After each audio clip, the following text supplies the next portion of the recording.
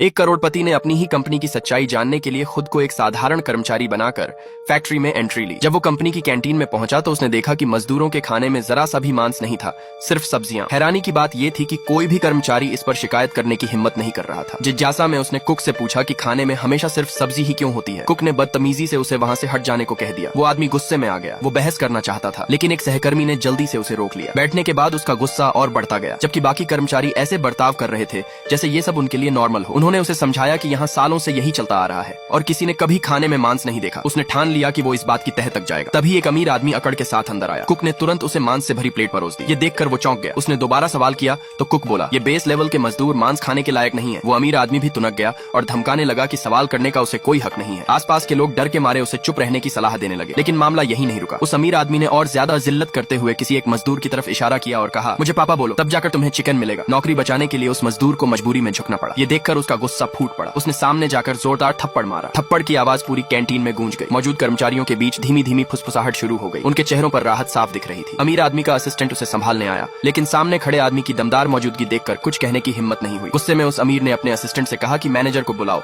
और उस आदमी को नौकरी से निकाल दो। उसी पल मैनेजर भागता हुआ आया। उसने सामने आते ही घुटनों पर गिरकर माफी मांगी, क्योंकि अब सब समझ चुके थे जिसे वो साधारण कर्मचारी समझ रहे थे वही इस कंपनी का असली मालिक था। नेक्स्ट पार्ट के लिए सब्सक्राइब